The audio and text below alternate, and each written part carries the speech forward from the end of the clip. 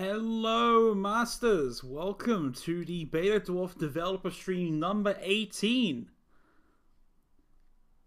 Today we'll be joined by the one and only Uncle Onage. Uncle is the producer of BetaDwarf Entertainment. For those of you who don't know, say hello, Uncle. Hello. Nice to be back. It's great to see you all here. Lots of popular faces around. We got Nuclear Goop, we got Gamer, Renzo, Steven, Cat.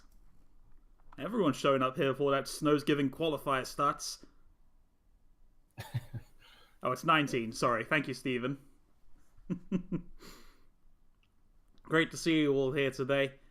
Obviously, Update 84 scheduled for Monday, December 17th. Everything goes to plan. The live servers will be shut down at 9 UTC. And obviously, we're releasing The Rise of the Howling Moon. As you can tell by the title, it's the next battle pass. We got a lot to talk about that, but maybe a bit later first. We got some other stuff to get through. Yeah. So first of all, please note everything related to the subject is still everything related to the update is still subject to change, and you do not have to leave the stream to give us feedback. Just use Stomped, which you can find right below the stream. And let's not start with the battle pass. I think people are interested in the balance changes, don't you? Yeah, nobody wants to hear about Rise of the Howling Moon. No, I don't want to hear about that. So how about the balance change everyone's been waiting for?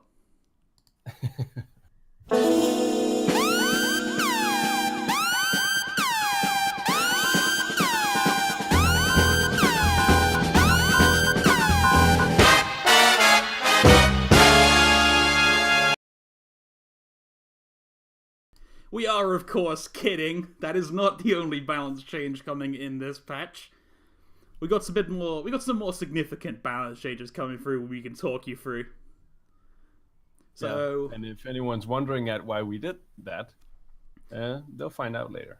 Yeah, we'll explain why when we get around to that. First off, yeah, I don't know how I'm a guest Grey Wolf. It's a weird setup, but it's called We Didn't Have Time to Change the Name on the Slide. But first up, we're rescaling Battle Shihu. His basic attack speed is going to be decreased to 1.8, but we're rescaling how his attack bonus worked. I feel like the reasoning for this is fairly straightforward. The change we made last patch was far more explosive than we really wanted it to be. So this change is more about making him less crazy at the top stacks, but still better than what he used to be at the first few stacks, which was what the original intention with that buff was. You got any thoughts on that? Well, I can explain the numbers he hits behind the scenes. It's actually similar to what he had before we made the buff in regards to where the stacks end up, roughly. So that his final DPS at 6 stacks is the same as it was at 6 stacks before, but he's just better overall getting to that point. There was one of those things where we figured we could do something with this without having to delve into the deeper stuff too much, but it definitely showed that it was way overtuned when it came to the stacks. Yep. Gamer, you can check the Minion Masters wiki. That they keep it well documented there with all the previous changes he made. I believe they have the table there right now. Next up, we've got a buff coming to the Wizard Puff. His basic attack speed is also going down to 1.8, and his attack delay is going to be reduced by 10%. What is attack delay exactly, Uncle? Oh, that's a good question. For those who don't know about the intricacies of it, attack delay, or the whole attack of a minion, is split into the attack delay and then runs on a cooldown. So basically, the first attack is delivered after the attack delay. The reason we say 10% here is just to match the attack speed, so that the animation and the timings there are the same. It's not just all spread up. So in this case, for example, the attack delay is decreased, so the first attack will hit earlier, and in total, every attack after that will hit on the attack speed listed on the minion's card. Yep. Hopefully that clears it up for you guys. Next up, we got a bit of a smaller buff, but the Living Statue is having his damage increased by 20. He's going from 120 to 140. Letting statues pay off for being able to walk all the way to the enemy's base often felt like not enough, but we also don't think he needs a massive buff to become relevant, so we're hoping a small damage buff like this can help him out, but you've still definitely got to commit to pushing him towards the enemy base. Mm-hmm.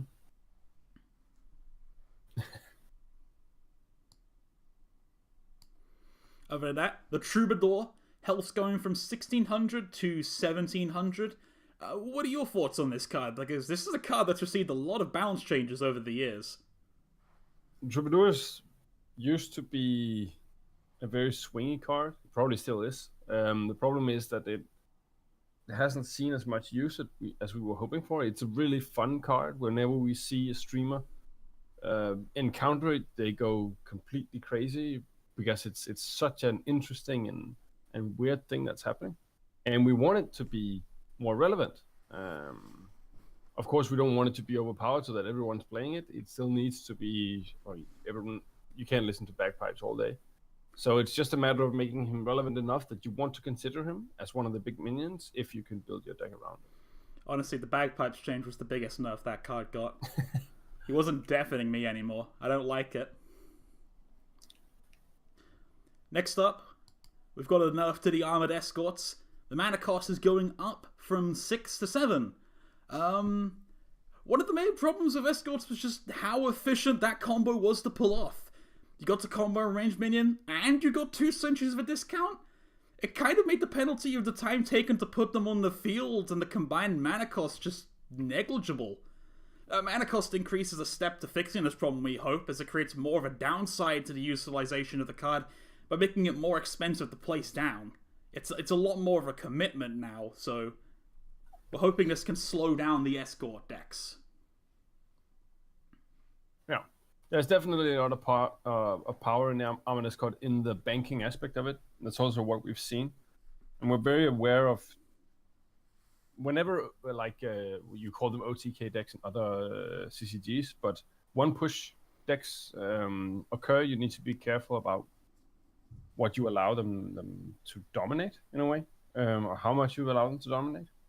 So seeing the stuff like the Ravager combos and things that Armored Escort definitely facilitated in a different way was interesting to see new strategies, but it also brings a lot of feelings with it among the community that we've been listening to over the past few months. We just don't want to react too quickly on things before we see what exactly is going on. Next up, we have Chain Lightning. Its cast delay is going down to 1.5, and the stun duration is going up to 1 second. So Chain Lightning, despite the addition of the stun, has unfortunately still remained edged out of the meta by more immediate damage options such as the Dragon Fireball. We want to emphasize its hybrid stun/damage ability, so hopefully making the stun more relevant than the damage can pull off just that. And it also brings it a bit closer to its original days when the card first got introduced, where it was really strong, where Chain Lightning came out extremely quickly. Obviously, we don't want to go back to those days because it wasn't particularly fun to play against. There wasn't much of a reaction opportunity there, but we're hoping that'll push it a bit forward to that. Next up, Colossus is getting a small damage buff. His damage is going up from 250 to 275, and Colossus is a card that rarely saw play at higher levels as he was just simply too easy to answer. And we don't want to just stick HP on him to make it more survivable. Rather, we'd like to focus on the more aggressive aspects of the card, and buffing his damage should hopefully hit some nicer thresholds, such as instantly killing a Crystal Sentry, which can tie into the Escorts issue that's been happening. Yeah, it was definitely one of the things was that this guy swinging a massive hammer and hitting a Crystal Sentry that doesn't die felt a little weird. So we're trying to achieve the thresholds to match without fiddling too much with, all the different numbers. Next up, we've got to change to a very old card. Stun Lancers are having their health increased from 120 to 150, and their damage is going from 20 to 30. So it's an old classic of a unit. The stun lancers just really weren't a survivable threat these days, nor enough. They just weren't really worth considering as an inclusion. Making them a bit more dangerous and survivable, we're hoping they're a good consideration for locking down some problematic units, particularly faster ones that generally tend to get split off from the push. Just hopefully making them a better answer to the problems people have been experiencing, or might be experiencing.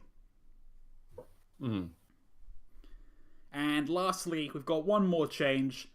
The Dragon Ball's activator is going from 4 mana to 6 mana, and his damage is going from 150 to 170, which also affects the regular Fireball. Uncle, perhaps you'd like to go through this one.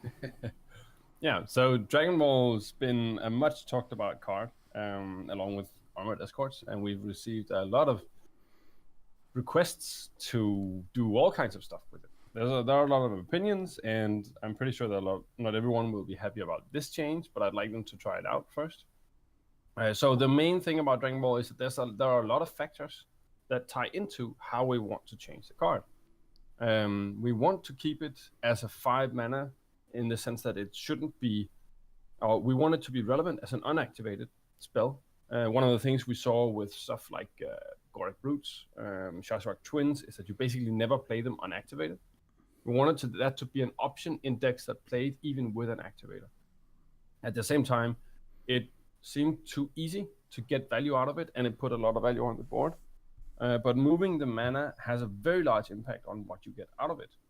Because, well, essentially the mana is a Fireball and a Dragon Ball, right? So 1 mana actually matters a lot for the return you get. Additionally, we wanted to try with a different kind of condition. Something that's in a new space, and see if that had an impact. Lastly, the Fireball's been in our purview for quite some time. There's been a lot of factors in what caused it to be less popular. A lot of it was probably shields, but even before shields became really popular, the Fireball sort of went out of range. And we've been looking at the relationships of all the different spells and where they are, like Shockrock, Daggerfall, Fireball, Chain Lightning, and now the recent Arcane Bolts and Wheel of Doom and stuff like that. And one of the things that it never really popped up that you wanted to use the Fireball, because while it could remove some key units, there were a lot of cases where it was just too heavy. And it's obviously not an option to move it down to 3 mana, because that would be weird for Daggerfall and things like that, and it would be probably a too big a buff. So we're trying something that makes it slightly more relevant in more cases, but without breaking all the thresholds that might appear. Yeah, thank you. That's all for the balance changes this patch. Hoping these changes can level the playing field ahead of the new Battle Pass content. And speaking of which, the Rise of the Howling Moon is upon us this Monday in the update. As many of you are well aware. Uncle, what are your thoughts going into this season? I'm really excited about it. So it's no secret that we've had a lot of stuff to do in the fall, especially trying to fit the Rise of the Howling Moon in with all the other development things that are going on, all the opportunities coming up. Some might have noticed what's going on at the moment with promotions and things like that. And the tournament coming up this weekend, basically, like after the stream. There's been so much going on that it's been really hard to invest the time we wanted to put into the Rise of the Howling Moon, because we always want to put in more time.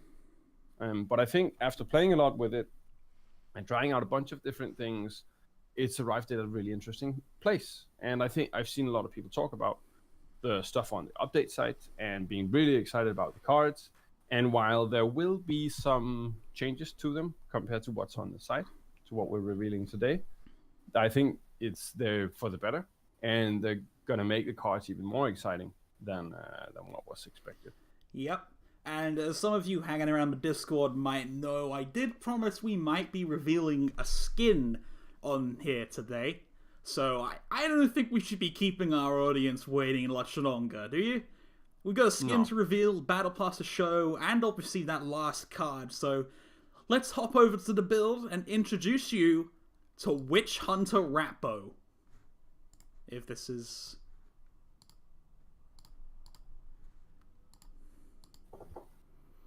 Obviously, as you can see, hunting witches and vampires is one of Ratbo's favorite hobbies. Ratbo's been Ratbo's been one of the ones that still lacked a really high-end skin. And we saw the cool opportunity here to do something different with him in a cool sort of new aspect that really fit with the theme of it, especially with the master coming up. So I think it's really awesome. Just to note, this rarity is a mistake. I believe he is a legendary skin. Yeah, I believe all the skins in his battle pass are of legendary rarity. Indeed. And yes, the gun does shoot stakes. Hopefully we'll get to see that a little bit later, yeah. It might be a bit fun to watch in action. So obviously, let's go through... Let's not go to the shop, let's go to the battle pass. So the Rise of the Howling Moon battle pass, Witch Hunter Ratbo will be the tier 1 reward skin. And there's not going to be too many changes to the overall structure of the battle pass, so I think we're generally happy at the state it's in. So you still get your weekly quests and your starting quests to get you a bunch of tiers right off the start. Tier 6, you'll be picking up a copy of Bats, which is the renamed version of Bat Swarm. We renamed that because Bat Swarm kind of sounded like a minion and not a spell, so... Level 14, you can pick yourself up another Bat Avatar. Or is that... Yeah, I really love this one. Okay, that is the name of that one. One of the things I really love about this battle pass is we went on exploring the wacky side of Minimasters a little bit more. You've all seen the illustrations already on the website, but this one just really captures the wacky nature of Minimasters that we want to promote as well. Oh yeah, we've got a lot of cool avatars as well coming in this battle pass if that's not to your taste. At tier 22, you can pick yourself up a copy of Lone Wolf or the Howling Moon avatar. Nice little atmospheric shot of the wolves back there. I really like this one.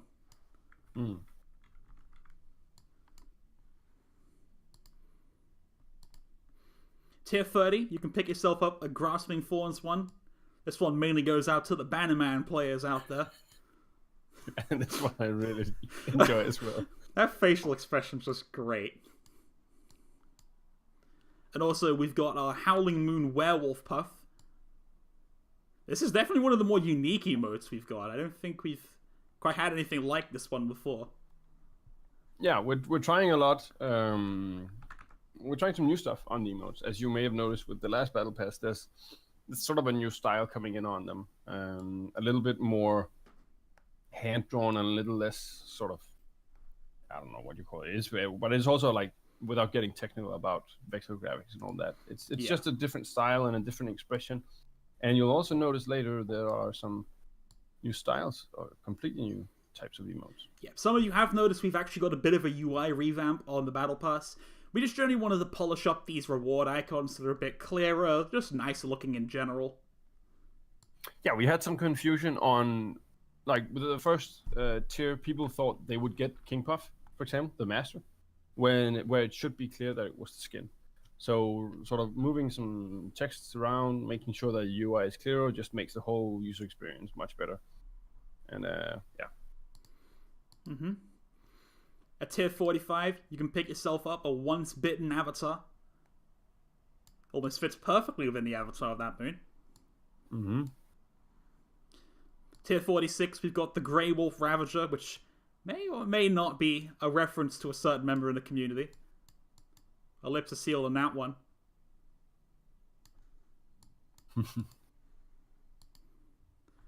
Tier 54, you can pick up your Wolf Among Sheep avatar. This one's for the Legionnaires as well. We've got a lot of the military people in this one, I see. Yeah, I mean, these are the people from the Realm of Light. Yeah, all the normal guys that get caught in between werewolves and witch hunters. So they're natural vessels for these buffs. Yep.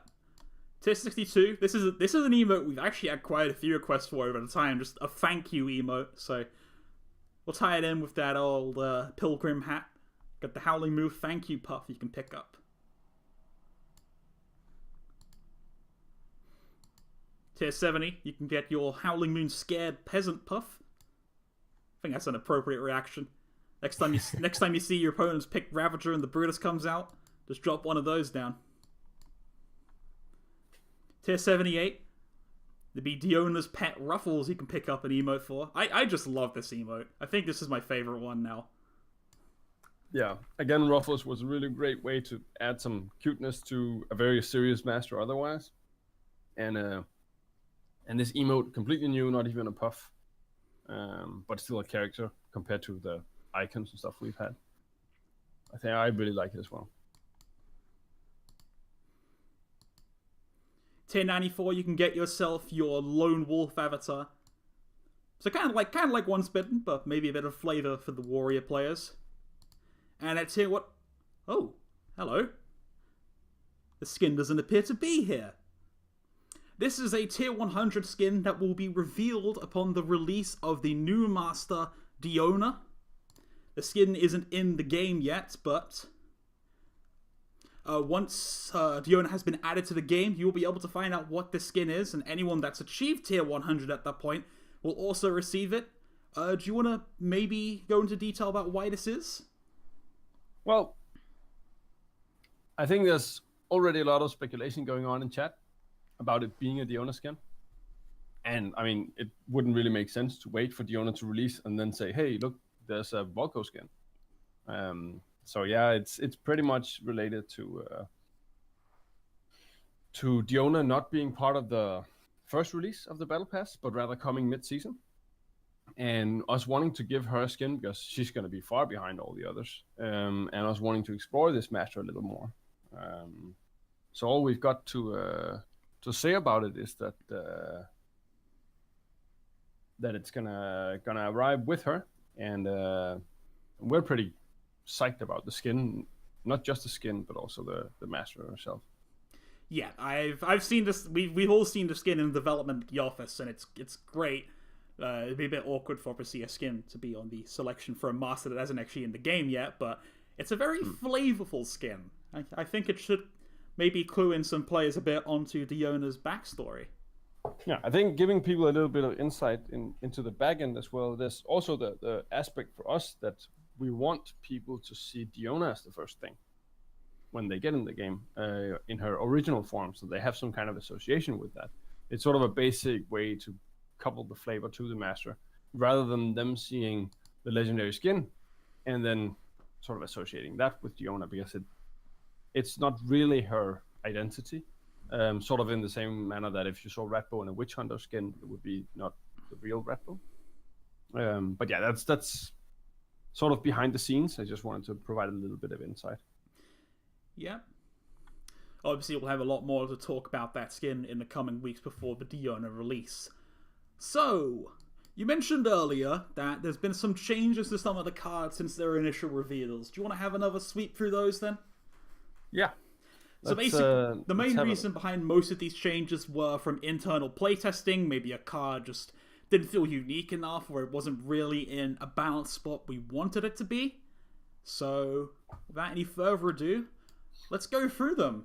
We've got some nice background art here. There was obviously, you've seen it on the site already, but we'll be using this one in the future for our updates on the developer stream. So first off... Yeah, the Netherbad actually didn't change much. I think he's completely unchanged, actually. No, but of course we didn't reveal the details on what the reduced aggro range and such would be. But yeah, it's we cleared up a few things with it and tried it out, and we really liked it in the version that we had when we revealed it. So we're sticking with that one. Yeah, it's a pretty fun unit. It's a 1-mana flying unit, which obviously without context would seem insanely overpowered, but he is a very unpredictable minion and honestly very hard to control as well. So one of the important things that I don't think was in the developer comments was that the ability for him to teleport towards random enemy minions actually works globally. So if you place any minion on the board, he will sometimes jump towards that minion, even if it's all the way over by your master. He can even start... If someone places defensively, you play something on your side, and it can just run off and not defend. So the bat itself has extreme value, but it's very hard to sort of manage in your own way. The jump has a limited range, is safe to note. It's not going to jump across the whole map. It's that he can try to jump to a unit that's across the map. Towards is the key word there. Yeah, and that can also happen if he's already attacking units. So you might try and place him on a warrior to get that extra DPS in for 1 mana, and then he tries to jump at a plasma marine halfway across the map and dies. So, yeah. Well, we'll show them a little later, maybe, and then you can see. So it's another step, in the same way that another step works for all the other units. Next up, we have the Grasping Thorns with its new untargetable mechanic. Untargetable is obviously that it cannot be targeted by minions or spells, but will take damage from area effects. Enemy minions who walk through Grasping Thorns are slowed to a speed of 2 and take 20 damage per second. So this is a really exciting one, and I saw a streamer reveal it and talk really warmly about it as well, because he was excited about the possibilities of it. He talked about things like being able to slow down rammers immediately without actually the rammer killing the building you're playing. There's a building that's not countered by a rammer and instead provides you with more opportunity there. It also works really well to slow down and damage over a longer time a lot of sort of mid-key units like Succubus and other sort of 150, 200 health minions will take quite a bit of damage from it. I got a couple of questions here. Can it be targeted by lightning bolt? No. So untargetable means that minions will ignore it in all cases. And spells that select a target will not select it. That means that Chain Lightning cannot jump to it. It means Lightning Bolt will not target it. But area effects that just deal damage in an area but don't actually have targets will still hit it. So stuff like Fireball, Shock Rock, Annihilator, Wordy Scrat, and things that don't really care about where their target is for the sake of their AoE will still be able to hit it. Oh, I didn't even think about Wordy Scrat. That's a good one. Yeah, it's a really good defensive card. I mean, it's a building, so you can only play it defensively, which means that it provides a lot of value there, but you can't really use it as a spell. But it's a great defense against things like a warrior, because you can add 200 damage over time. But if you place it on top of a Wordy Scrat, it'll just die. So you have to be careful about how you play it. And it provides you with a few surprises trying to learn it. But we actually thought that was kind of fun, because you realize all the different mechanics of Minion Masters by playing this card. Does it work with Call to Arms? Yes, it does. It's a building in all aspects. The only special part of it is the untargetable keyword. Everything else is the same as you would expect from a building. Okay, thank you. Next up, we have Bats, Bats, Bats. It's obviously the rename of the Bats form, because we thought it sounded too much like a minion. For the next 5 seconds, you summon 1 Nether Bat for every mana you spend. Multiple plays prolong the duration of the card, not the effect. So that's one obvious question that already came up for Bats, Bats, Bats. It's a spell like Spirit Infusion. You play it, and the portal appears on your master. The bats will then spawn from your master rather than where you selected it to be. Which also means that the second time you play it, you're not really selecting a position either, you're just prolonging the duration. James says this card is targeted towards making casters saying dumb stuff. I think that's not the intention, but that's going to be a nice side effect. I'm going to have a lot of fun with that one if people start using it, trust me.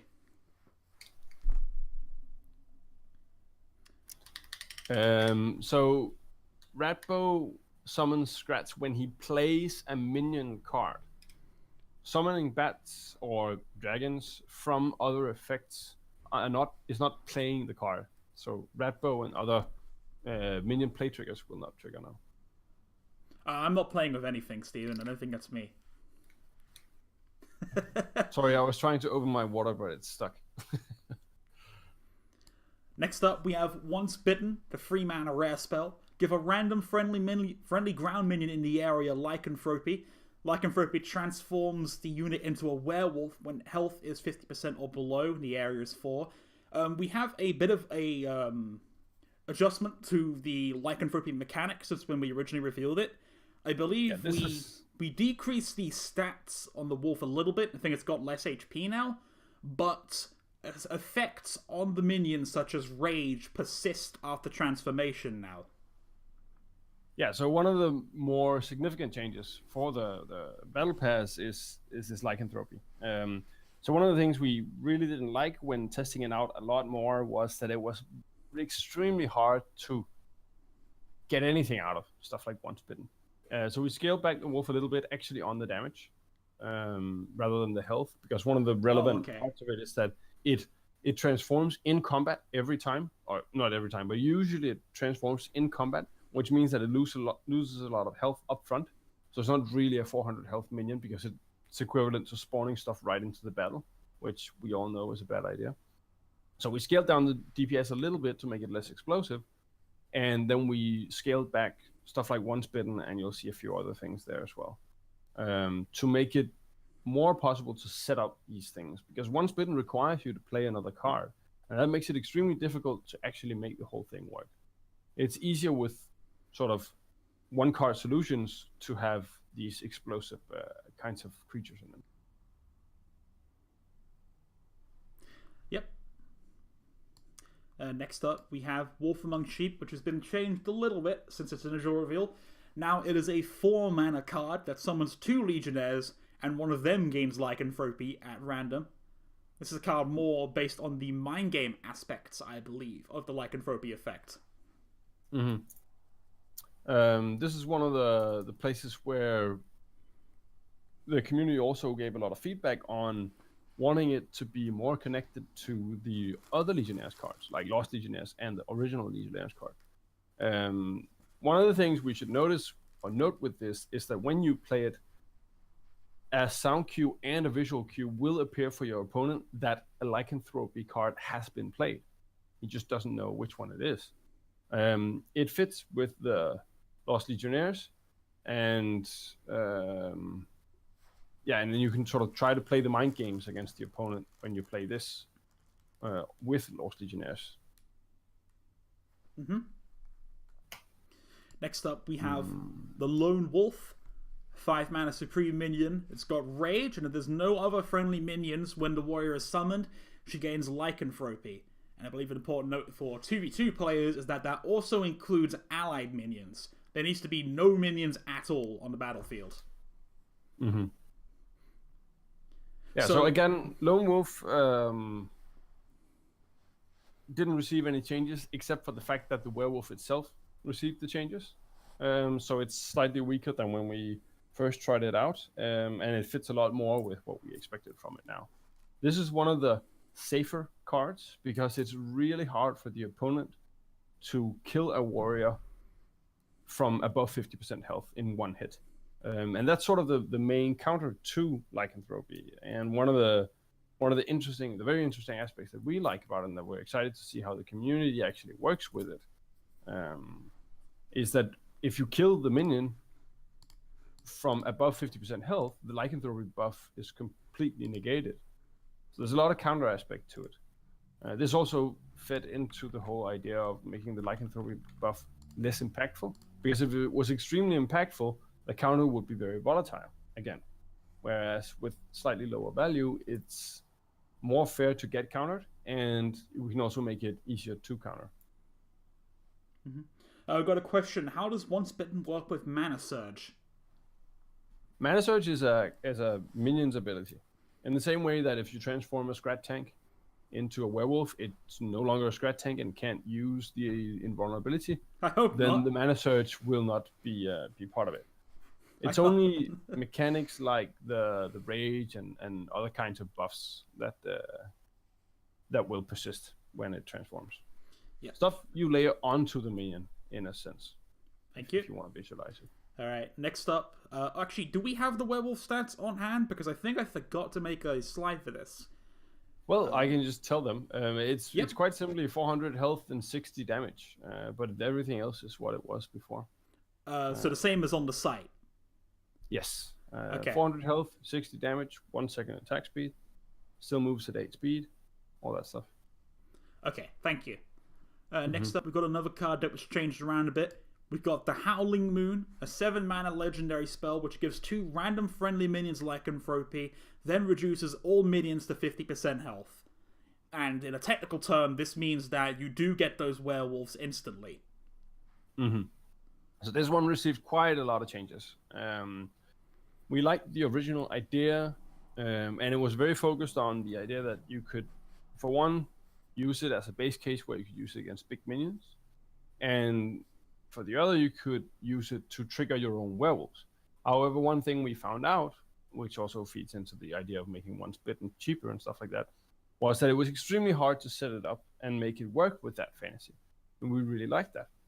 So we decided to just add it straight onto the card. It's a very expensive spell. You need to put 2 bodies on the board first when you use it, and you're actually most likely at a mana disadvantage unless you get a lot out of reducing the opponent's minions to 50% health. And reducing the opponent's minions to 50% health also proved to be less impactful than we had initially hoped, perhaps. We knew that not being able to kill minions and not being able to damage them below 50% would be quite different from dealing 50% of their health. But it was definitely a factor that you had very few cases where it actually felt impactful in the first version. So we wanted to give it something that was focused on this cool aspect of creating werewolves. Yep. And finally, we've got the reveal for the stream. We have Barha the Witch Wolf, a 7-mana legendary ranged minion. When he's summoned, he roots all enemy ground minions for 6 seconds, and he fires powerful moonbeams. What's a moonbeam exactly? Well, it spells doom for the opponent, which is basically it's a wolf that fires beams of doom, right? Not quite a beam of doom, not that powerful, okay? Yeah, you can look at the stats, and it's only 50 DPS, which is quite different from a beam. Doesn't deal double damage to minions, all that stuff. Basically, it fires a beam that deals 200 damage over 2 seconds, I think it is. Yeah. In a small area, also slightly smaller than the Beam of Doom. But it's a massive moonbeam, and it looks really cool, and it deals a hell of a lot of damage. And while they're rooted, he can have his way with them. And if you distract them, he can blast groups of enemies out of the water. So he's a lot of fun to play. But with such a small health pool, and being a ground minion, and costing that much mana, and his attack animation is so long. He's really a minion needs protecting. Yeah, it's sort of like a fire imp in some aspects, but he hits air and he's much higher costing, things like that. So there's a lot of room for countering him, and it's really fun to play against him because it challenges you on positioning with your when he roots your minions. You have to think quickly to see if you can get something out of it, and when he comes onto your field, you need to heavily consider how you can distract him so that you can kill him with something else. I've got a question. If you revive this with Mordor, does he root the enemies again?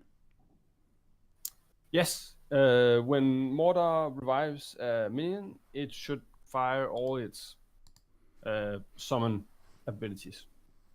Can we see clips of this card, please? Well, some of you might have noticed there wasn't a card reveal trailer this stream, and as much as I love doing those and the patch breakdowns, I ultimately just didn't have time to do one this Battle Pass, so to make it up for you, we're going to have something a bit more hands-on. We're going to be doing some live battles for you on our internal development servers. Mm-hmm. So I'll just try and get you in the lobby real quick.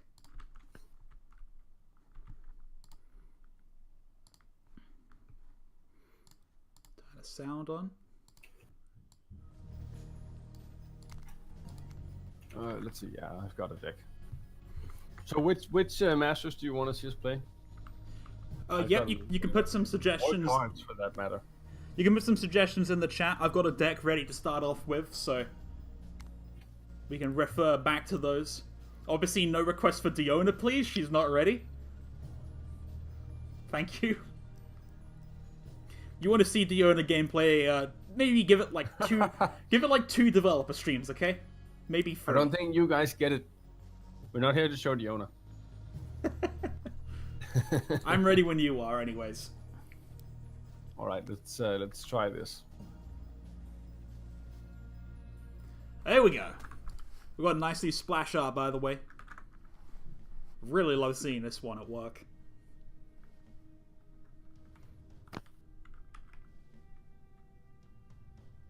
Oh, Steven is really quick to notice these small things. Oh, he's got the sharp eye. We'll be talking about that a little bit later, Steven. Don't you worry. And I got an error. Yeah, okay. So this is the... FDM!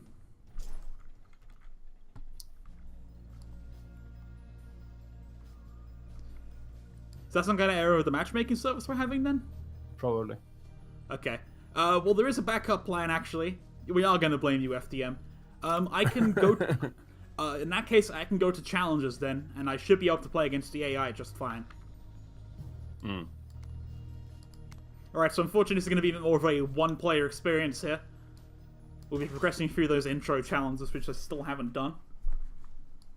So if you'd like to provide any commentary on the cards as I played them, this one's more of a, say, sort of a bat-swarming deck that uses Howling Moon to get some wolves on the field for cheap, using Rappo.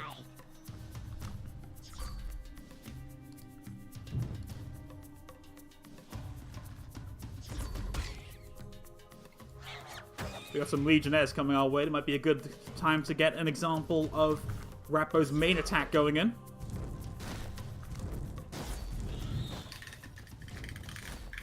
There it is. His bullets have been replaced with some nice stakes to fire out real quick.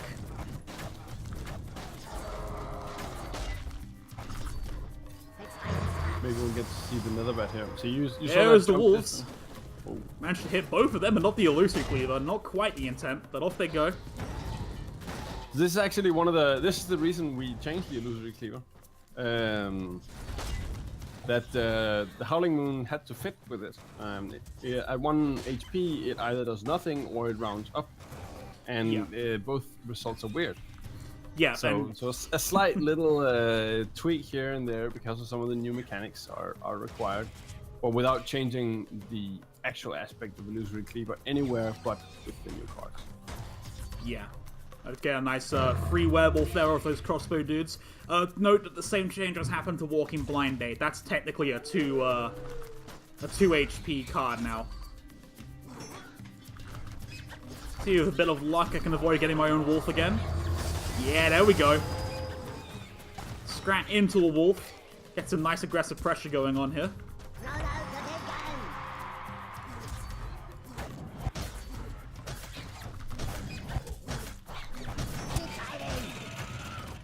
Oh, okay. The one Legionnaire coming in handy there.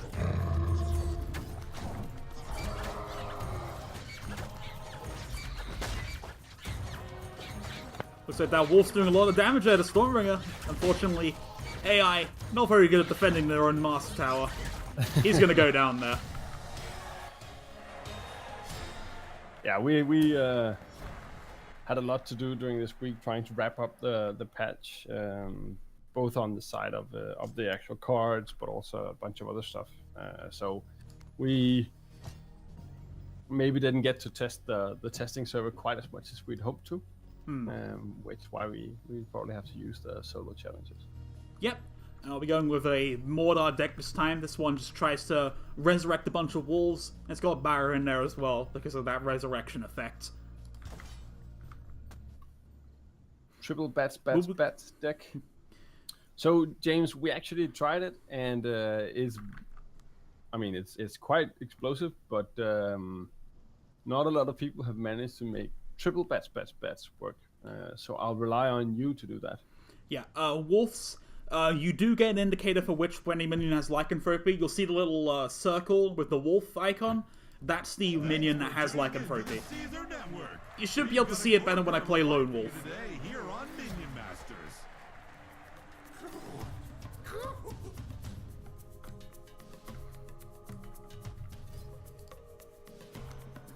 We'll just start off with the warrior.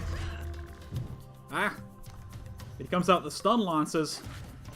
Stun lancers Probably know if you split them up like that, but I found in playtesting they could be a pretty good answer to the wolves.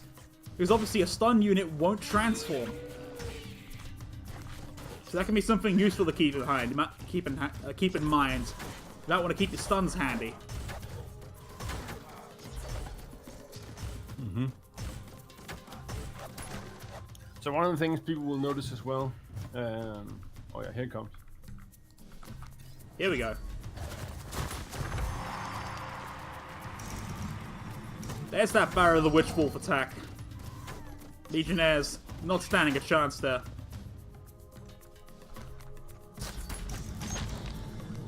As you can see, he's very vulnerable to this scrap where the swarmers have popped up in front of him.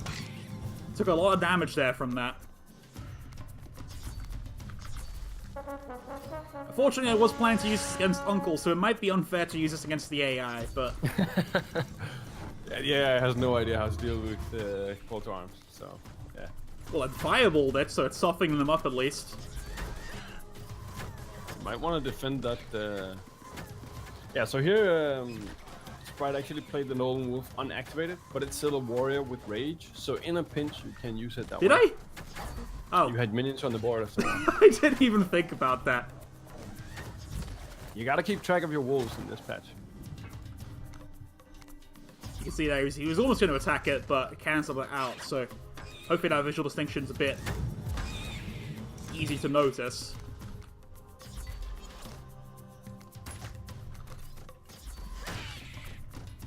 So another thing is actually that if you resurrect the lone wolf and there's nothing on the field, it will get the buff. But that of course requires the lone wolf to die unactivated. I probably should have tried to resurrect the Witch Wolf, actually. I'm not sure what I'm doing now, but... I think the 5 warriors is more satisfying. The one thing you'll notice here is also that he's playing one spitting. And it's a defensive spell, which is something we haven't really limited before except for spawning spells. The one thing you have to watch out for when you're playing a one-spitting deck is you can't use it outside of your own field. A few people have made the mistake of trying, and basically you just waste the spell. I know it was the first thing I tried to do. Be careful what you cast it on. Yeah, there's no using one spitting on a warrior that's already on the enemy's face. Mortar having a bit of a rave there to celebrate.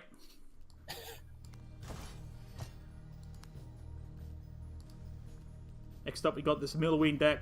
Uses Bat's Form and Lycanthropy. You got any more requests, obviously, for decks to play? Let us know if you want to see any particular cards. I'm just kind of going through my creations I was going to use against Uncle, so... It is limited, Steven. The point is, well, I think one of the problems is that if you play without, like, pre-aiming, yeah, like me, you just press R and click immediately. Yeah, you can see then here. You end up hitting it with sticky placement on your own side of the board. So that's one of the drawbacks of the sticky placement we introduced. While it has a lot of benefits, we may want to consider it on things like this, saying, okay, there's no eligible target, so do you really want to do it? But we don't want to limit people from using once bitten to clear their hand or to activate spell triggers or stuff like that. So it's kind of a balance to walk. Get some bats out there. Straight into a dragon pack, which they get shredded by. That much does not change with the Never Bats.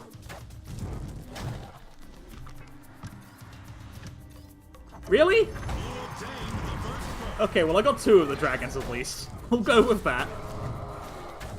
Just conveniently splitting up like I do every time I play Hypnotize, I guess.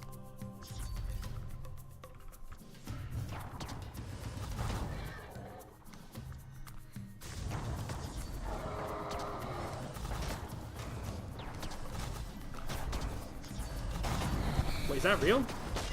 Okay, it's not. That's probably the best. One thing to note is obviously Once Bitten cannot target flying minions, so these bats, I can't target them with Once Bitten. But if I were to target this Arcane Golem, it would transform instantly. Although that's obviously not the soundest strategy. Do it. Do it. Fine. There it goes. But that can be useful if you've got a minion that's about half health, you want to convert it into something more aggressive. You can drop a Once Bitten on it. It also allows you to focus a little bit on getting the maximum value out of it, because if you pre-apply once bitten, you obviously lose half the minion, depending on how much damage it takes in the final hit. But if you know that your minion is at 10%, you've gotten even more out of the initial one before it turns into a werewolf. And it does not affect the werewolf's health, where the minion was before.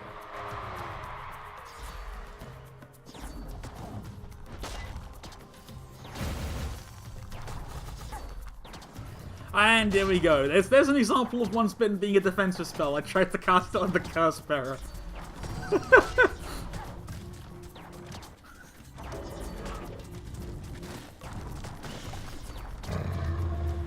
High-tier BetaDwarf plays, of course.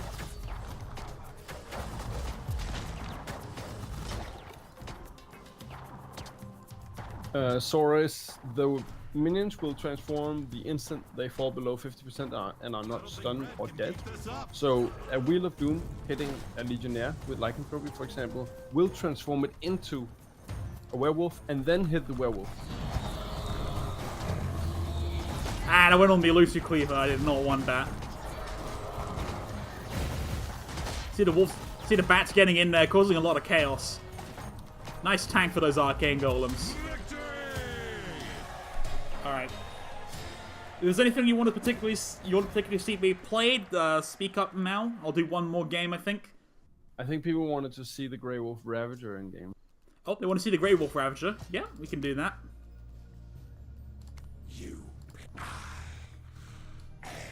There he is when he's not in his idle animation. Let's come up with a quick deck then. Demon Warrior, Grey Wolf, Ravager. Once bitten, turn the Demon Warrior into werewolves when it's useless, and use it as a Demon Warrior when Isn't that just Demon Warrior in general? Yeah, I mean when it's unactivated.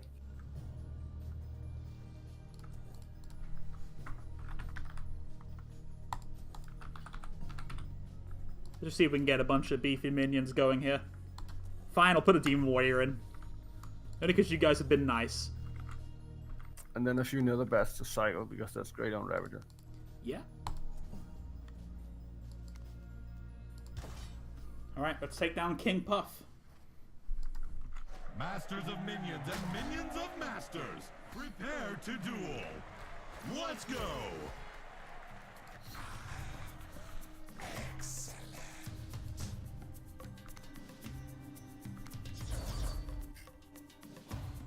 Hopefully if he plays any beefy minions in this match, I'll get some example of Grasping Thorns going, because I think I only used it in the Call to Arms deck so far. Yeah, good enough. Actually, this might be a decent opportunity for a Netherbat. And there he is! That's why Netherbat is really unpredictable. Just jumps off the sniper straight onto that living statue. Although that kind of works out for me in this instance. But the Fireball instantly killing the Legionnaires denies me of the ability to get that wolf, get the wolf out of that. That's not that 170 damage buff proving to be quite valuable against Lycanthropy. Oh, and I accidentally hit my Brutus. That's probably for the best, actually.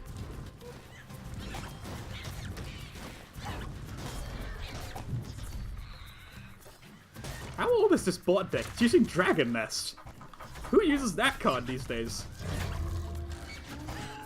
I do. Okay, that answers it. I try every once in a while.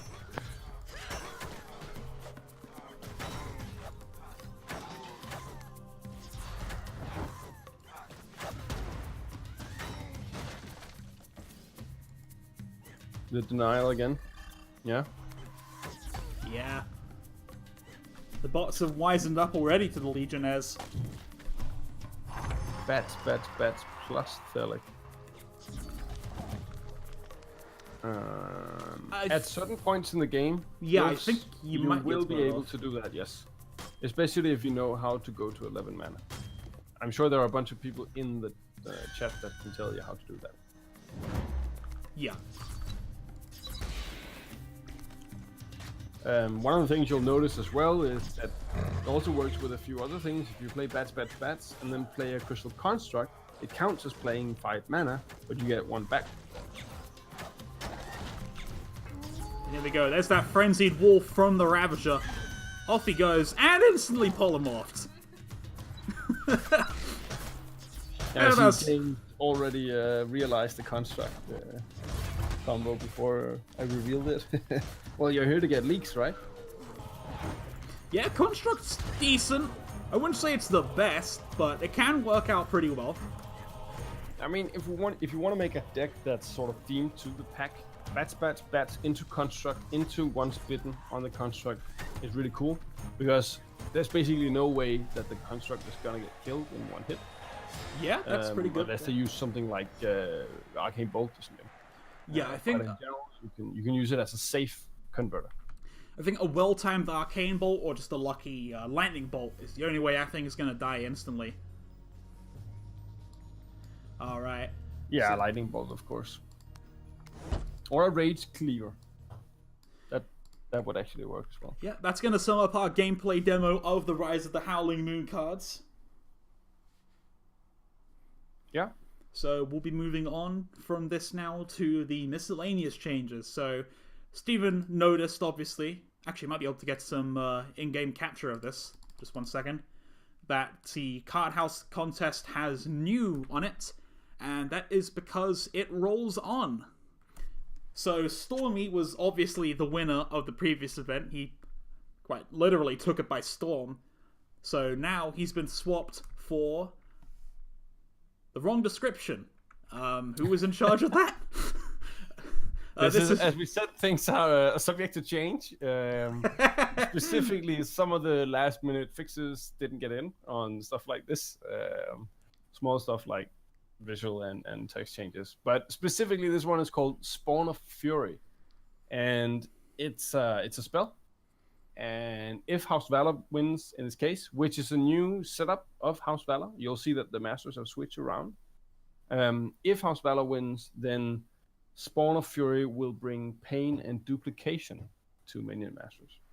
Interesting. Got a couple of ideas of what that could be already. So that will be continuing on with this event. You'll be able to collect all those keys again, although it's down to 15 for each team this time instead of 20. And you'll be getting another legendary card if you open that chest for your favorite team. Next up, obviously, the winter holidays are coming. This is the last developer stream of the year. We're gonna be celebrating not just in the office, but also for the Minion Masters players. We'll be introducing a special Christmas quest. It's called 'Tis the Season, and if you win pre-made matches with 5 different friends, you'll get 4,000 gold. The quest is going to last until the 1st of January, so buddy up, huddle around for Christmas, get some free gold out of it. And additionally, make sure to stop by the shop on the 23rd or the 24th to pick up a special item for free, courtesy of BetaDwarf. It's not the regular power tokens or rare cards, it's something a little bit more special we've made for you. It's exclusive. I thought we don't use... That word's banned in the office. No, it's fine. It's just a special kind of exclusive. Okay, fair enough. Obviously, please note that BetaDwarf will be going on our annual winter holiday for the last week of the year, starting next Saturday. So we'll be gone from Saturday till about the new year or so. I'll still be around on the Discord, checking in on the support mail as well, once a day, try to help out with any difficulties people are having. So if you have issues, please make sure to write me or write the support mail, and I'll try and get to them as soon as I can. Yeah, we'll still be on the Discord. If there's anything with the servers and stuff, we're still watching. Oh yeah. So if no worries there. If something major we does just break, won't be making a lot of updates, which also means that the following update is most likely to hit on the 9th of January, rather than just after the Christmas break. Steven, I can assure you Rabbit Prowler is not back. I check for that every single update now. It's actually on my list of things to check when I'm doing black box testing. Make sure Rabbit Prowler is not back. Which is why I can't accidentally stealth buff it. You better not. In terms of esports, obviously the Discord Snows Giving Tournament is happening tomorrow at 1700 UTC. I believe I had the channel name around here somewhere. I don't know which kind of got that on though. I'll just try and find out real quick so I can give you guys the link in chat for the channel it'll be streamed on, in case they hadn't posted it anywhere or just weren't aware. I can maybe answer a few questions in the meantime. So yes, Vinkman, you missed all the skins. Witch Hunter Ratbow, Grey Wolf Ravager, and the super secret skin that will not be revealed today, but rather when the owner comes out. Yeah. Does anyone have any questions related to what we've shown so far, and or what we haven't shown? Just also another quick note. The Hagen Gnome is currently planning to have a tournament next weekend. An announcement should be coming out soon if that's going ahead, so keep your ears peeled for that one. When Volko skins? When are the Volko skins? You're the Volko guy. Okay, so I mean, a lot of people that the trailer has a new Volko, and it's a reskin we've been working on. I can reveal that at least. I mean, I'm known for doing leaks, so it's a rework of his model, his base model. It's not a skin in itself. Because we thought Volko needed a little more muscle and a little more cool, and we really like this version of it. The problem is that our resources have been so extremely strained that we haven't been able to put it in yet. And it's something that's lying around for our animators to get to, but there's no saying when we can get it in. The other aspect of that is that because we want to update Volko, we don't want to make skins for the old Volko because they will look out of place with the new Volko and all that stuff. So it's sort of a case where we're waiting for that to take effect and things. But Volko already has a bunch of cool skins, so we think he's okay when we were thinking about how Ratbow's been treated in the past. So. Concerning the emotes on this and previous battle passes, any chance they'll be added to the Discord server? I can look into that. It's a matter of finding time for it, I think. Alright. So all the current skins people have, Steven, either if we have time, we make updated versions of them, or we leave them in as so people can use old Volko if they want to, and feel special about that in some way. Yeah. If you have any particular inclinations with that, make sure to give us some feedback on Slump or the usual places. It'd be very interesting to hear from you guys. Alright. I think that'll about wrap it up now. I think people have got a Snows Giving Tournament qualifier to get to. But we want to thank everyone for sticking through us for a fantastic 2018. It's been a real wild ride, but it's also been a lot of fun. Yeah, I mean, we promised everyone at the beginning of the year that this was going to be legendary, and we had a Discord launch, and we've had some cool promotions besides that. And we have a lot of players in the community now. We have a lot of great players in the community now. We have more tournaments appearing, and we've got a great relation to Discord and to Steam. And we're really hoping that there's something even cooler coming up in 2019. Yeah. All right. Thank you, everyone. Thanks for stopping by. Hope you have a great weekend and a great Christmas as well. Merry Christmas.